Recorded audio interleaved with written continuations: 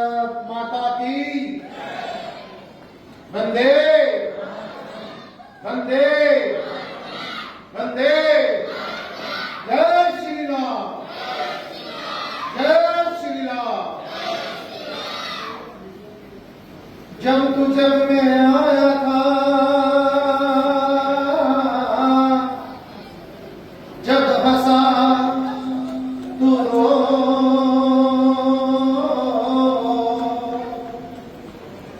ऐसी करनी कर चलो, तू हंसे जग रो। मंच आसीन परम पूजनीय स्वामी महामंडलेश्वर नवलकेश्वर महाराज जी, हमारे अनुज डॉक्टर राजेश ओझा जी एक तरफ बैठे हुए हैं, डॉक्टर तिवारी जी, उनके साथ हमारे जवान तो मैं आज भी हूं, लेकिन जब ये शरीर जवान खाना हमारे जवानी के सहयोगी, युवावस्था के सहयोगी सुखबीर जी, इधर नेमा साहब, विजय जी, और आज समाज का सबसे बड़ा स्तंभ जितने भी मीडिया कर्मी यहाँ पर है, उनके बाद नामों की लिस्ट बहुत बड़ी है। इस दशा परिवर्तन समाज सेवा संगठन से जुड़ा हुआ छोटा सा सेवादार जो कंकर है और जो संरक्षक के रूप में कैलाश है, इन सबको मैं बार बार नमस्कार करता हूं, वंदन करता हूं। और ये जो दशा परिवर्तन समाज के कार्य कर रही है, ध्यान रखना, ये सिर्फ दशा परिवर्तन नहीं कर रहे, ये समाज की दिशा का भी परिवर्तन कर रहे हैं। ये समाज को बता रहे हैं समाज कहां से व्यतीत होता है। अपने ही बाप की अस्थियां वो शमशान घाट से हम लोग घरों में नहीं लेके आते, हम डरते हैं। मैंने एक डॉक्टर को देखा, विश्व प्रसिद्ध डॉक्टर को, वो मेरे को टेलीफोन करके पूछ रहे हैं, स्वामी जी अंजलि की यानी उसकी धर्मपत्नी की अस्थियां हैं, तो मैं कहां रखूं? अरे मैंने कहा मेरे बेडरूम में रखना, कल तक कैंसर के बेडरूम में रहती थी, अब किस चीज की डर? कहता मैं एयर कंडीशन में अपनी कार में रख लूं। मैं कहा कार तो बेकार है, किस लिए डरता है? और तुम तो डॉक्टर हो, तुम तो बताते हो ये शरीर तो है, ये मिट्टी है, और अब इस मिट्टी से हम क्यों डरते हैं? इस मिट्टी को मिट्टी के हवाले करना है। ये समाज की भय रूपी दशा को बदलकर उसकी दिशा बदलते हैं प्रेम की तरफ। ये अस्थियों को, और विचार कीजिए, ये जो अस्थियां हैं, ये जो दशा परिवर्तन, ये जो काम कर रहा है, ये सामाजिक काम तो कर ही रहा है, ये धार्मिक भी है, आध्यात्मिक भी है, और ये वैज्ञानिक भी है। धार्मिक काम है, हमारे संत महात्मा लोग बताते हैं, ऋषि मुनि लोग बताते हैं कि जब तक हमारी आखिरी इन अस्थियों को, इन फूलों को जब तक गंगा के सुपुर्द नहीं कर दिया जाएगा, तब तक हमारे को मुक्ति नहीं मिलेगी। ये तो हो गया हमारा धार्मिक औचित्य। अब इसमें आध्यात्मिक औचित्य क्या है? विचार कीजिए, ये जिन जिन लोगों की अस्थियों को लेके जाते हैं, आज से पहले जब अस्थियां बनी, उससे पहले वो अपने आप को हस्तियां समझते थे। हस्ती कब अस्थि बन गई पता ही नहीं चला। इससे ज्ञान लीजिए कि आए हैं सो जाएंगे राजा रंग फकीर, एक सिंहासन चढ़ चले, एक बांधे जंजीर।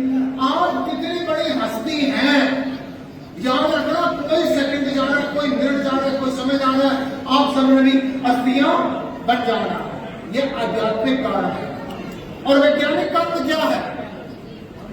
मैं आपका हाथ जोड़ के प्रार्थना करता हूं, केवल गंगा में विसर्जित हो जाने के साथ हमको मुक्ति नहीं मिल जाएगी, हमारे विचारों से मुक्ति मिलेगी, हमारे कर्म से मुक्ति मिलेगी।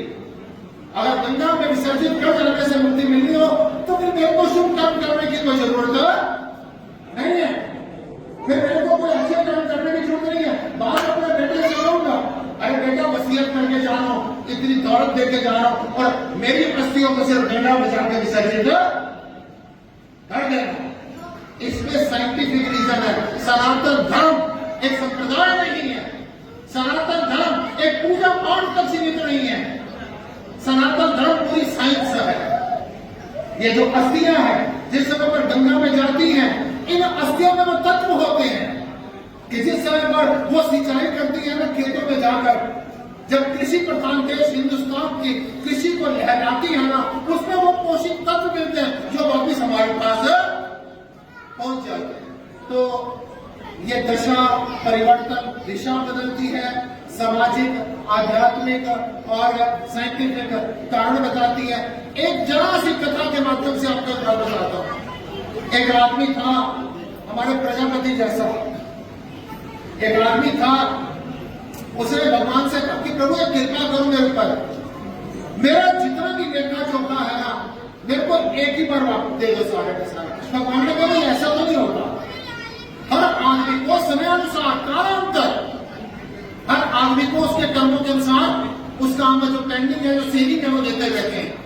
उस आदमी ने कहा नहीं, मैं प्रार्थना करूं, मैं दोबारा नहीं मांगूंगा, आप मेरे को जितना भी है ना एक ही बार दे दो। कहते तेरे अकाउंट में अभी तक 10 लाख रुपए और है, कहते तेरे अकाउंट में 10 लाख रुपए और, कहते प्लीज गिव मी, मेरे को 10 लाख रुपए दे दो।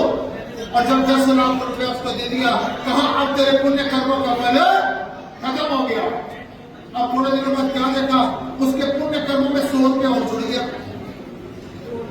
उसके पुण्य कर्मों में 200 रुपया और जुड़ गया, उसके पुण्य कर्मों में 300 रुपया और जुड़ गया। तो लोगों ने जाके भगवान से कहा कि प्रभु ये क्या चक्कर है कि उसका 10 लाख रुपए बैलेंस था, 10 लाख रुपए उसको दे दिया और फिर लेकिन उसके अकाउंट में थोड़े दिन का 100 रुपया, 200 रुपया, 300 रुपया बढ़ता जा रहा। उसे कभी पता करते हैं अभी, जब पता किया तो क्या हुआ, उस आदमी ने वो 10 लाख रुपया लेकर, उस आदमी ने 10 लाख रुपया लेकर समाज की सेवा में, जन कल्याण में, शांति के कार्यों में, असहायों की सहायता में, पत्थर की मूर्तियों में नहीं, परमात्मा के द्वारा बनाई हुई मूर्तियों पर लगाना शुरू कर दिया। भगवान ने कहा मैं क्या करूं, उसने री इन्वेस्ट करनी शुरू कर दिया, उसको चक्रवृद्धि ब्याज मिलना शुरू हो गया। तो 10 लाख रुपया तो उसकी पूंजी खत्म हो चुका था जितनी बैलेंस थी, लेकिन उस पर इंटरेस्ट मिलकर उसको दोबारा कर्मों का फल मिलना शुरू हो गया। मैं आप सबसे कहूंगा, मेरी बहनें, मेरी बेटियां, मेरी माताएं, मेरे भाई, बुजुर्ग सब यहाँ पर बैठे हैं, आप लोग समाज को एक बोरी चीनी नहीं दे सकते ना, कोई बात नहीं, मत दीजिए, शर्माइए मत, एक बोरी चीनी नहीं दे सकते, आप 1 किलो आटा देना शुरू करो। आप किसी को भंडारा नहीं लगा सकते, एक हफ्ते में 5 फूल के देने शुरू करो। किसी ब्राह्मणों के पास जाते हो, पूछते हो कि पितृ दोष लगा हुआ क्या करे, उसके ऊपर हजारों रुपया खर्च करते हो, कौन सा दोष लगा हुआ है, नासिक जाकर 1 लाख रुपए की पूजा करवाते हो। मैं आपसे कहूंगा अगर पितृ दोष लगा हो ना, अभी 1 महीना बाकी है गर्मी का, मैं आपको बताता हूं कि पितृ दोष कैसे जान पाओगे। पितरों को देने के लिए जल होता है, आपसे कहूंगा 1 महीना बाकी है अभी गर्मी का, 1 महीना आकर घर के बाहर 1 जग पानी लेकर खड़े हो जाओ। कोई कबाड़ी, कोई रिक्शे वाला, कोई मजदूर, कोई राहगीर जाता ना, उसको पानी पिलाना शुरू करो। पितरों को शांति कैसे नहीं मिलेगी जब हमारा यहाँ पर बैठकर शांति, कुछ कर्म कीजिए, कुछ कर्म कीजिए। आप सबसे बार बार प्रार्थना करता हूं, और टोटल जितने लोग यहाँ पर हैं सिर्फ सोशल मीडिया पर है, सिर्फ सोशल मीडिया पर है, आप इस चीज की परवाह मत कीजिए, आपको 5 लाइक आते हैं, आप इस चीज की परवाह मत कीजिए कि आपको 2 कमेंट्स आते हैं, आप इस चीज की परवाह मत कीजिए कि आपको कोई शेयर नहीं करता है।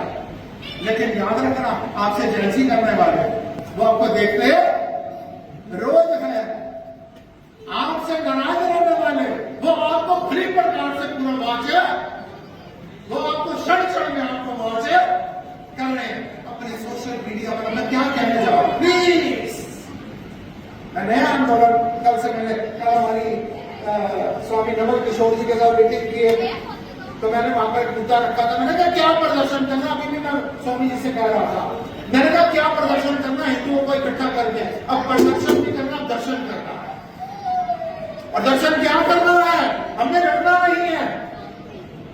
जरा सा 370 खत्म हुई, पूरा विश्व खड़ा हो गया मानवाधिकार आयोग की बातें लेकर कि हमारे मुसलमानों के ऊपर अत्याचार हो रहा है, और पूरे विश्व के अंदर हमारे हिंदुओं के ऊपर अत्याचार हो रहा है। विदेशों में घूम के सत्संग करता रहता हूं, ऑस्ट्रेलिया जाता हूं तो वहां पर क्या पता चलता है कि हमारे मंदिरों के ऊपर पथराव होता है। बात करो पाकिस्तान की, मंदिर तोड़े जा रहे हैं, बात करो बांग्लादेश की, मंदिर तोड़े जा रहे हैं। मैंने कहा दुख का विषय है। मैंने कहा आप चलो मेरे साथ एक शिष्टमंडल बनाओ, 40 संत चलते हैं, 28 से कम में टाइम रखा, 40 संत चलते हैं और मानवाधिकार आयोग को 32 यूएन में संयुक्त राष्ट्र संघ का क्या मतलब है?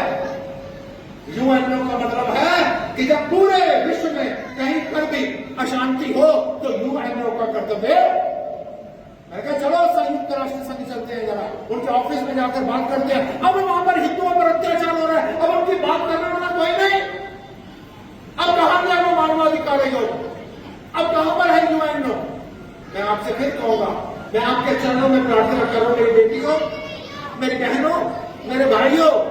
कल मैं देख रहा था राकेश टिकैत जी, वो कह रहे हैं हम बांग्लादेश बनाने के लिए तैयार है। डूब मरो।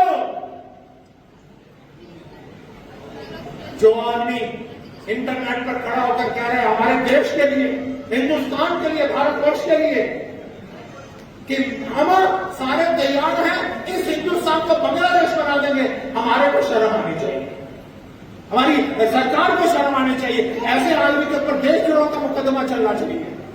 मैं फिर आपसे कहूंगा, अपने अपने स्तर पर हिंदुओं एक रहो। हमारे दुख का विषय क्या है? हमारी चिंता का विषय क्या है? दुश्मनों ने बड़ी चालाकी का काम किया, हमारे दुश्मनों ने बड़ी चालाकी का काम किया, हमारे को जात पात पे ये मेरे पास आके खड़े हो गए, ज्यादा मैं आपको नमन करता हूं। मैं कहूंगा आप ना पंडित मत बनो, माफ कर देना, मेरे को एक्साइटेड हो जाता हूं, इमोशनल हो जाता हूं जब ये मेरे इंसानियत के मुद्दे आते हैं।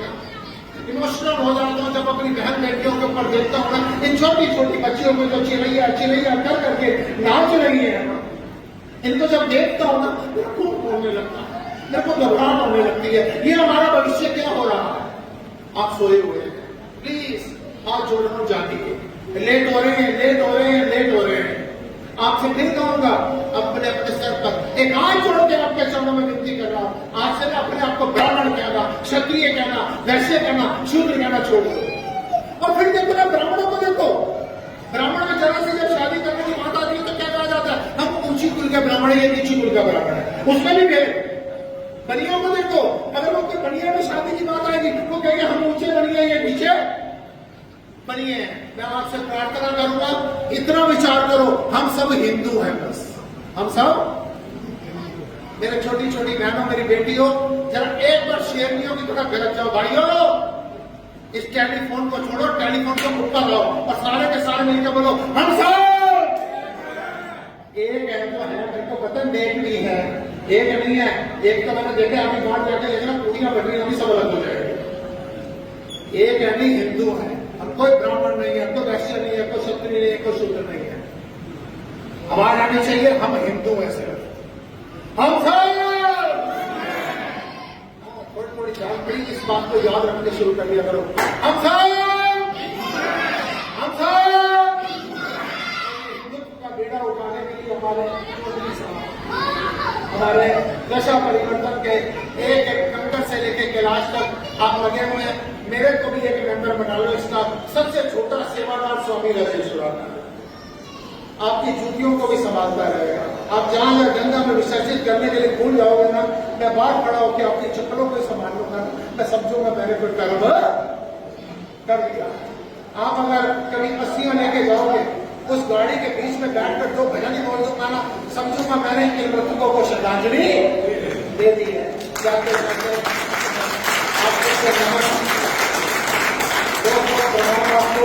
आपको नमन करता हूँ, बार बार कहता हूँ, ये दशा परिवर्तन के साथ जितना हो सके man power, M for man power, M for money power और एम फॉर मसल पावर, ये तीनों एम फैक्टर जो है ना, ये एम फॉर मानव का पावर बनाते हैं। ये तीन एम मिलके मानव का पावर बनाते हैं। आइए मानव का पावर बढ़े।